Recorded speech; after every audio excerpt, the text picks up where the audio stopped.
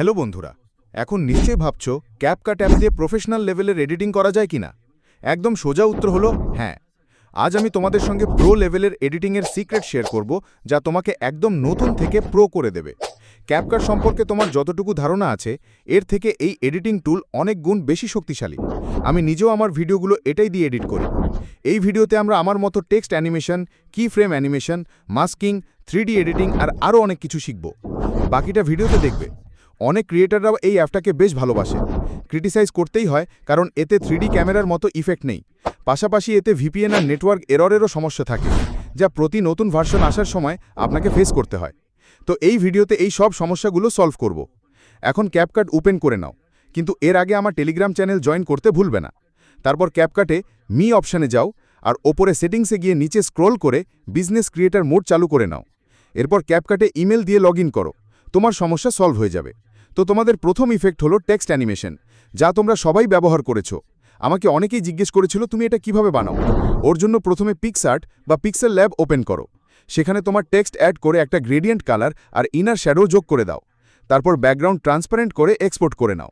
এখন CapCut open করো আর ওই টেক্সট অ্যাড করো। নিজের মতো করে সেটিং করে শুরুতে একদম প্রথম ফ্রেমে বসিয়ে দাও। এরপর মাস্ক অপশানে যাও। প্রথম মাস্ক ইফেক্ট সিলেক্ট করো আর ফেদার একটু বাড়িয়ে দাও। তারপর আমার মতো টেক্সটটা হাইড করে দাও। এখন টাইমলাইন নিজের মতো এগিয়ে নিয়ে মাস্ক ইফেক্ট করো। পুরোটা রাইট সাইডে টেনে নাও। এখন আমাদের এমন একটা অ্যানিমেশন তৈরি হয়েছে, কিন্তু এটা ততটা ভালো লাগছে না। তাই টেক্সট ইমেজে ক্লিক করো আর যে মাস্কের কি ফ্রেম আছে তার পরে আর একটা কি ফ্রেম লাগাও। টেক্সট ইমেজটা একটু জুম করে নাও। তারপর টেক্সট ইমেজের অপ্রয়োজনীয় অংশটা তোমার ভিডিওর অনুযায়ী কাটে ফেলো। এবার অ্যানিমেশনে যাও। আউট অপশানে গিয়ে ফেড আউট ইফেক্ট সিলেক্ট করো আর এর ডিউরেশন ঠিক করে নাও। এখন এটা এমন একটা টেক্সট অ্যানিমেশন হয়ে রেডি। এবার ইফেক্ট অপশানে যাও। সার্চ বক্সে গ্লো 2 লিখে সার্চ করো আর প্রথম ইফেক্ট গ্লো 2 সিলেক্ট করো। অ্যাডজাস্টমেন্টে গিয়ে সাইজ 100 করে দাও আর গ্লো নিজের মতো করে ঠিক করে নাও। এখন ফাইনাল রেজাল্ট এটাই। তৃতীয় ইফেক্ট হলো Isaac style character animation. Character animation বানাতে দুইটা ক্যারেক্টার ক্যাপকাটে যোগ করে নাও। তারপর ক্যারেক্টারগুলোর সাইজ আর টাইমলাইন নিজের মতো করে ঠিক করে নাও। এরপর প্রথম ক্যারেক্টারের একদম শুরুতে একটা কি ফ্রেম দাও, তারপর একটু এগিয়ে আরেকটা কি ফ্রেম দাও। প্রথম কি ফ্রেমে ক্যারেক্টারটা একটু রোটেট করে নিচের দিকে লুকিয়ে দাও। তারপর ওই কি ফ্রেমগুলোর উপর নিজের মতো করে কোনো গ্রাফ অ্যানিমেশন যোগ করো। যেমন আমি কিউবিক এজ গ্রাফ যোগ করে দিই। তারপর প্রথম ক্যারেক্টারটা ট্রিম করে দাও, যেখানে তোমার দ্বিতীয় ক্যারেক্টারটা বদলাতে হবে ওখান থেকে। এবার প্রথম ক্যারেক্টারের ছবির শেষ অংশে দুইটা কি ফ্রেম বসিয়ে দাও আর শেষ ফ্রেমে ক্যারেক্টারটাকে একটু বাম দিকে নিয়ে আসো। এরপর দ্বিতীয় ক্যারেক্টারের ছবি ঠিক করে প্রথম ক্যারেক্টারের ছবির সমান ফিট করে দাও। মনে রেখো, প্রথম ক্যারেক্টারের শেষ ফ্রেমে পজিশনে দ্বিতীয় ক্যারেক্টারটাকে প্রথম ক্যারেক্টারের সমান ফিট করতে হবে। এবার দ্বিতীয় ক্যারেক্টারেও একদম শুরুতে একটা কি ফ্রেম লাগাও আর ঠিক ওর পাশেই আরেকটা কি ফ্রেম লাগাও। তারপর ওই অন্য কি ফ্রেমে গিয়ে সেকেন্ড ক্যারেক্টারটা একটু বামে নিয়ে যাও। এখন গ্রাফে গিয়ে কিউবিক আউটগ্রাফ অ্যানিমেশন অ্যাড করো আর প্রথম ক্যারেক্টারের শেষ কি ফ্রেমের গ্রাফে গিয়ে কিউব ইন গ্রাফ অ্যাড করো।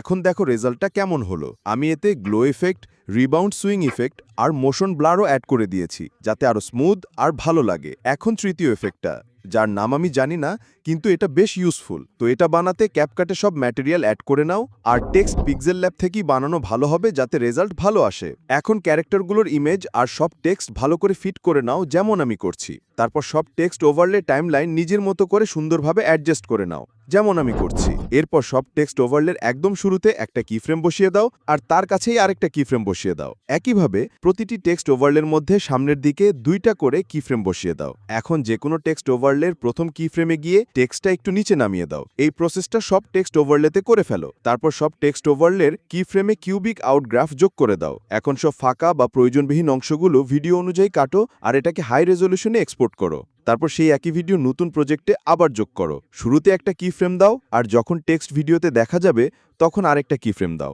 এইভাবে যেখানে যেখানে টেক্সট স্ক্রিনে আসবে সেখানে কি ফ্রেম বসিয়ে দাও। শেষ টেক্সটের কি ফ্রেমের পরে আরেকটা কি ফ্রেম দাও আর শেষে আরও একটা কি ফ্রেম দাও। এটা আমি একটু বিরতি দিতে এক্সট্রা কি ফ্রেম হিসেবে দিয়েছি। ঠিক আছে, তুমি তোমার মতো করে অ্যাডজাস্ট করে নিতে পারো। এখন প্রথম কি ফ্রেমের পরে দ্বিতীয় কি ফ্রেমে গিয়ে ভিডিওটাকে টেক্সটের উপর জুম করে দাও। তারপর তৃতীয় কি ফ্রেমে গিয়ে পরের টেক্সটের উপর ভিডিও জুম করো। এভাবে পরের কি ফ্রেমে গিয়ে পরের টেক্সটের উপর জুম করতে হবে। তারপর সেই এক্সট্রা কি ফ্রেমেও আগের কি ফ্রেমে করা জুমটা করো। এরপর সব কি ফ্রেমে কিউবিস গ্রাফ অ্যাড করে দাও। এরপর এটা আরও ভালো করতে আমি glow 2 effect, rebound swing effect আর মোশন ব্লারও যোগ করব। এখনই রেজাল্টটা দেখো। এখন পরের এফেক্ট হলো 3D স্ক্রিন রোটেশন। চলো তো এটাও বানাই। প্রথমে ক্যাপকাটে তোমার স্ক্রিন রেকর্ডিংটা ওভারলেতে অ্যাড করো। এখন এর সাইজ আর পজিশন ঠিক করে নাও। তারপর ইফেক্ট অপশনে গিয়ে প্লেয়ার 3D সার্চ করো আর ওই এফেক্টটা ভিডিওতে যোগ করো। এরপরের অবজেক্টে গিয়ে সব ভিডিও সিলেক্ট করো। তারপর ইফেক্টের একদম শুরুতে একটা কিফ্রেম দাও আর শেষেও একটা কিফ্রেম দাও। এখন শেষের কিফ্রেমে গ্লো 0 করে দাও, টেক্সচারও 0 করো আর রোটেশন ফুল করে দাও বা তোমার মতো করে ঠিক করে নাও। তারপর প্রথম কিফ্রেমে গিয়ে গ্লো 0 করো, টেক্সচারটাও 0 করে দাও, বাকি রোটেশন তোমার মতো করে অ্যাডজাস্ট করে নাও। আমি এটাকে ডিফল্টেই রেখে দেব। এখন এই ইফেক্টের গ্রাফে গিয়ে আমার মতো একটা গ্রাফ তৈরি করো বা তোমার মতো করে নাও। তারপর এটা এক্সপোর্ট করে ফেলো আর এটাই রেজাল্ট। আমি এতে গ্লো এফেক্ট আর রিবাউন্ড সুইং এফেক্টও যোগ করেছি। তো এই ভিডিওতে আমি 4টা ইউনিক ইফেক্ট শেয়ার করেছি, যেগুলো হয়তো তোমাদের কেউ আগে বলেনি। এখন যদি পার্ট 2 চাই তাহলে কমেন্টে জানাতে ভুলো না। আর কোনো সমস্যা হলে কমেন্টে জিজ্ঞাসা করো, আমি চেষ্টা করব রিপ্লাই দিতে। আর ফিডব্যাক নিতে অবশ্যই দিতে হবে। তো এবার দেখা হবে পরের ভিডিওতে, কিন্তু লাইক আর সাবস্ক্রাইব করতে ভুলবে না। আর টেলিগ্রামে জয়েন করাও। আর যদি আমার মতো ফ্রিতে এআই ভয়েস বানাতে চান তাহলে সাবস্ক্রাইব করে বেল আইকন অন করে দাও।